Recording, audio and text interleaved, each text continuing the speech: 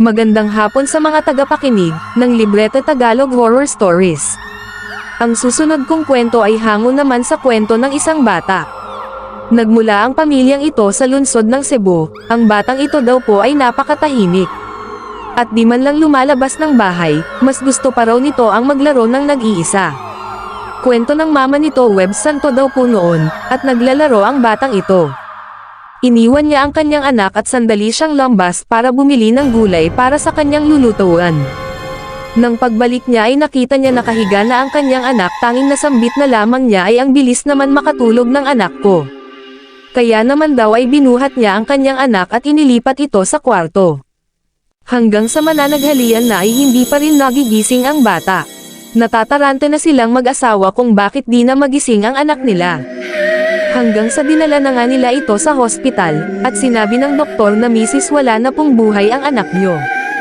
Nagdadasal ang babae at sinambit niya sa Diyos na kung para talaga sa kanila ang bata ay meron, sana isang anghel ang lumapit at sambitin na gigising pa ang anak nyo. Maya-maya nga may isang lumapit sa kanila, yon ay si Sangkay. Isa rin siyang tambalan na nanggagamot. Sinabi niya sa babae, pumunta kayo sa Daram at doon sa Malingon ay ipagtanong nyo kung saan ang bahay ni Rosa na tambalan. At dahil nga kilala ang lola ko at mga lolo na magaling manggamot, at sila ay isang mga tambalan, itinuro kung saan kami nakatira. At yun nga, sinamahan nila ang mag-asawa sa bukid kasama ng kanilang anak na nakabalot na sa puting kumot. At dahil nga Biyernes Santo, noon, mas pinapalakas ng lola ko ang gahong na hawak nila. Kumuha ang lola ko ng puting panyo at inihahampas niya iyon sa katawan ng bata at sa bawat hampas ay may sinasambit siya na mga Latin. O oras yon, sa pagkakaalam ko dasal iyon, at maya-maya nga unti-unti nang gumagalaw ang bata at nang magising na ito ay humingi ng lugaw, animoy parang galing sa laro. At gutom na gutom, at tinanong nga nila ang bata kung ano ang nangyari.